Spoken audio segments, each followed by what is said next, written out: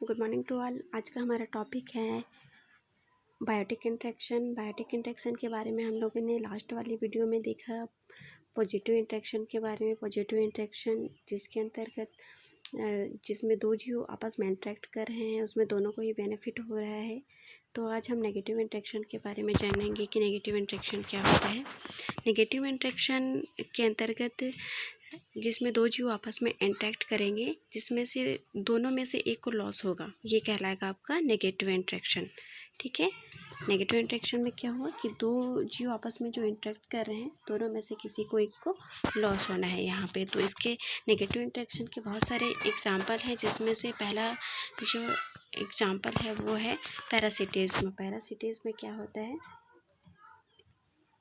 Parasitism के अंतर्गत ये आपका पैरासिटिज्म जिसको परजीविता कहा जाता है। ठीक है, पैरासिटिज्म का मतलब होता है कि किसी दूसरे जीव पर भोजन के लिए आश्रित होना।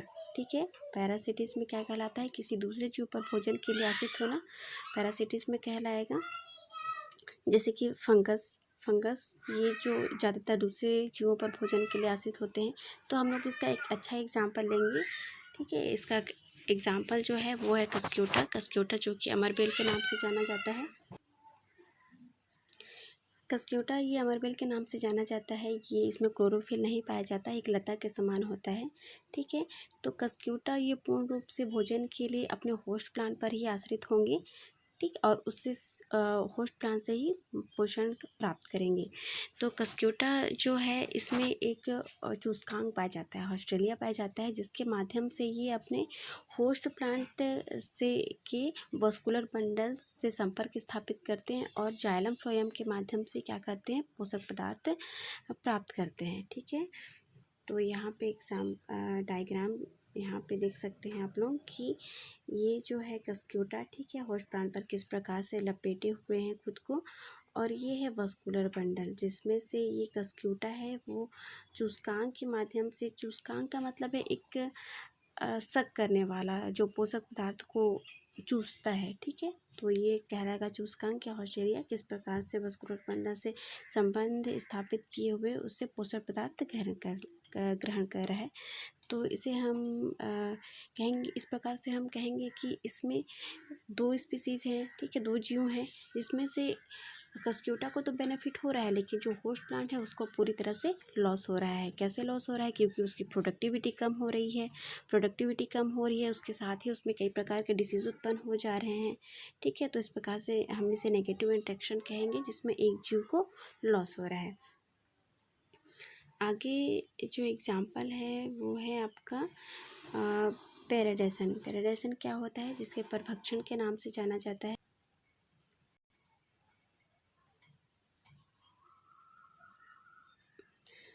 परभक्षण पैराडाइसन की क्रिया होती है जिसमें एक जीव दूसरे जीव को खा जाते हैं। ठीक है, एक जीव क्या करेंगे, दूसरे जीव को खा जाएंगे, पैराडाइसन की क्रिया कहलाती है।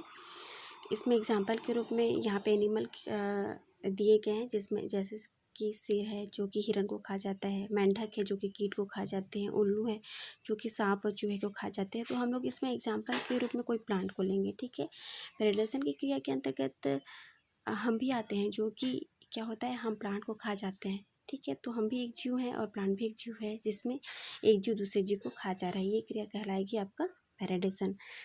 तो इसका एग्जाम्पल लेते हैं। इसका एग्जाम्पल के रूप में हम लोग लेंगे पिक्चर प्लांट। पिक्चर प्लांट जिसको कलश पादप के नाम से जाना जाता है। कलश पादप में क्या होता है, कलश पादप क्या है, जिसे घटपर्णी के नाम से जाना जाता है। एक घड़े आकार का एक पौधा होता है, प्लांट होता है। ठीक है, जिसमें नाइट्रोजन की कमी पाई जाती है। ठीक है, दलदली स्थानों पर पाया जाता है, जिसमें नाइट्रोजन की कमी पाई जाती है। वो नाइट्रोजन की कमी को पूरी करने के लिए क्या करता है, कीटों का भक्षण करता है, इसलिए वो कलश पादप या पिक्चर प्लांट कहलाता है। अब ये क्या करेगा, पिक्चर प्लांट का जो घड़े के समान आकार होता है, उसमें कुछ चिपचिपा पदार्थ पाया जाता है। ठीक है, चिपचिपा पदार्थ पाया जाता है, तो उस चिपचिपे पदार्थ में जो इंसेक्ट है, कीट है, वो अट्रैक्ट होते हैं, आकर्षित होते हैं। ठीक है, और जैसे ही वो आकर्षित होकर उस घटपर्णी या फिर पिक्चर प्लांट पर बैठते हैं, तो वो क्या करते हैं, उस पर चिपक जाते हैं। और फिर जो कलश पादप का जो ढक्कन होता है, ठीक है, वो बंद हो जाता है। तो इस प्रकार से वो कीटों का भक्षण कर लेते हैं, उसको खा जाते हैं और इस प्रकार से अपनी नाइट्रोजन की पूर्ति करते हैं। तो ये हो गया पिक्चर प्लांट। ठीक है, पिक्चर प्लांट समझ में है, जो कि एक पौधा होता है, आरोही लता के समान पौधा होता है, जिसमें नाइट्रोजन की पूर्ण रूप से कमी पाई जाती है। नाइट्रोजन की पूरी करने के लिए वो कीटों का भक्षण करते हैं, क्योंकि उसमें चिपचिपा पदार्थ पाया जाता है जो कीटों को अट्रैक्ट करता है। कीट जब उसमें बैठते हैं तो उससे फिर वो ग्रहण कर लेता है और पाचन कर लेता है। तो इस प्रकार से पिक्चर प्लांट में एक कीट को तो लॉस हो रहा है, लेकिन जो कलश पादप है उसे बेनिफिट हो रहा है। तो नेगेटिव इंटरेक्शन कहेंगे, क्योंकि इसमें एक जीव को पूरी तरह से लॉस हो रहा है। यहाँ पे डायग्राम दिया हुआ है, डायग्राम के माध्यम से समझ सकते हैं। ये जो है ये है कलश पादप आपका, ये इस प्रकार से घड़े के समान दिखाई देता है। ये इसके ढक्कन है और जैसे ही यहाँ पे कीट बैठेंगी, कीट अट्रैक्ट होकर सीधे नीचे जाएंगी और ये ढक्कन बंद हो जाएगा। इस प्रकार से वो पाचन कर लेंगे। आगे देखते हैं एंटीबायोसिस। एंटीबायोसिस ये भी नेगेटिव इंटरेक्शन के अंतर्गत आते हैं। एंटीबायोसिस की क्रिया के दौरान जिसे प्रतिजीविता कहा जाता है, इसमें एक माइक्रो ऑर्गेनिज्म के द्वारा दूसरे माइक्रो ऑर्गेनिज्म को मारने के लिए तैयार किया जाता है। ठीक है, इसमें क्या होगा, एक माइक्रो ऑर्गेनिज्म के द्वारा ऐसे विषैले पदार्थ उत्पन्न किए जाएंगे जो कि दूसरे माइक्रो ऑर्गेनिज्म को वृद्धि करने से रोक दे। ठीक है, ये समझ में आया ना। एक माइक्रो ऑर्गेनिज्म के द्वारा ऐसे विषैले पदार्थ उत्पन्न किए जाएंगे दूसरे माइक्रो ऑर्गेनिज्म की वृद्धि और विकास को रोक देता है, उसे कहेंगे एंटीबायोसिस या फिर प्रतिजीविता। इसमें एग्जाम्पल के रूप में हम ले सकते हैं, जैसे कि कोई भी प्लांट है, उच्चवर्गीय प्लांट, हायर प्लांट है, जिसमें क्या पाया जाता है, जिसमें कुछ विषैले पदार्थ उत्पन्न होते हैं। ठीक है, जो कि बैक्टीरिया की वृद्धि को रोक देते हैं। हर एक जो उच्चवर्गीय पौधा होता है, हायर प्लांट होता है, जिसमें कुछ ना कुछ केमिकल्स उसमें पाए जाते हैं, उत्सर्जित होते हैं, जो कि उसमें पनपने वाले बैक्टीरिया को मार देते हैं। ये कहलाएगा आपका एंटीबायोसिस। तो एंटीबायोसिस की क्रिया में दूसरे जीव की वृद्धि को रोक दे रहा है, एक जीव को ही बेनिफिट हो रहा है। तो ये नेगेटिव इंटरेक्शन के अंतर्गत आएंगे, जिसमें एक जीव को लॉस हो रहा है। ठीक है,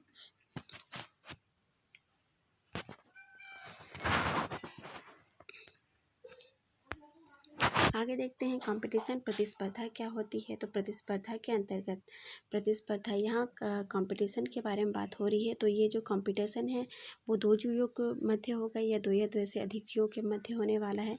तो ये कंपटीशन है या फिर होम के लिए होगा, घर के लिए होगा, आवास के लिए, ठीक है, या फिर भोजन के लिए, पानी के लिए, इसके लिए प्रतिस्पर्धा या कंपटीशन हो सकता है। तो जब दो जीवों के बीच में कंपटीशन होगा तो वही चीज़ सर्वाइव कर पाएंगे जो इस कंपटीशन को जीत पाएंगे। ठीक है, तो इसके अंतर्गत अगर जो जीव कंपटीशन जीत जाते हैं वहीं आगे जाके सर्वाइव कर पाएंगे। ठीक है, तो उसमें से एक जीव तो बेनिफिट कर रहा है, जो कंपटीशन में आगे जा पाया वो उसे बेनिफिट हो रहा है, लेकिन जो पीछे रह गया, ठीक है, वो जीव की तो मृत्यु हो जाएगी, वो रह नहीं पाएंगे। तो इसमें सीधे सीधे एक जीव जो कंपटीशन नहीं कर पा रहे हैं वो उनकी मृत्यु हो जाएगी और वो पीछे रह जाएंगे, जिसमें से उसको लॉस हो रहा है। ठीक है, तो इस प्रकार से हम कह सकते हैं कि इसमें भी एक जीव को पूरी तरह से बेनिफिट और एक जीव को लॉस हो रहा है। तो ये आपका कहलाएगा प्रतिस्पर्धा या प्रतिस्पर्धा। उसके साथ ये क्या कहलाएंगे, नेगेटिव इंटरेक्शन।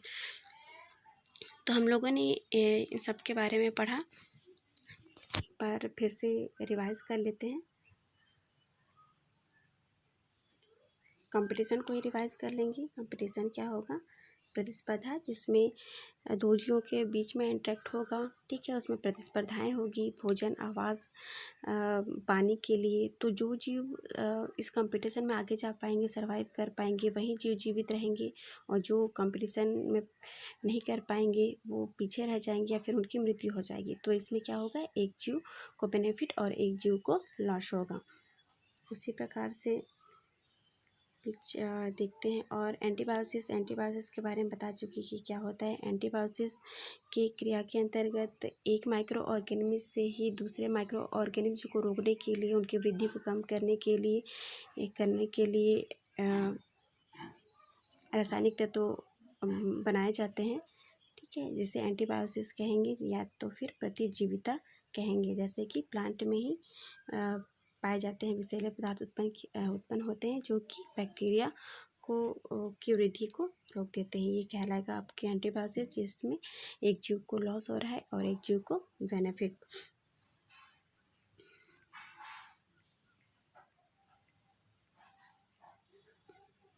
पैराडाइजेशन की क्रिया क्या होती है। पैराडाइजेशन के अंतर्गत एक जीव ही दूसरे जीव को खा जाते हैं। इसमें एग्जाम्पल के रूप में बताइए कि जैसे हम ही मनुष्य क्या करता है, साग भाजी प्लांट को भोजन के रूप में ग्रहण करता है, उसी प्रकार से एनिमल है, शेर है जो कि हिरण को खाता है, मेंढक, उल्लू, सांप, इसी प्रकार से बहुत जीव दूसरे जीव को खाद्य श्रृंखला चलती है, ठीक है। एक जीव दूसरे जीव को खा जाते हैं, तो इसे पैराडाइजेशन की क्रिया कहेंगे, जिसमें एक जीव को तो बेनिफिट हो रहा है लेकिन दूसरे जीव को लॉस हो रहा है।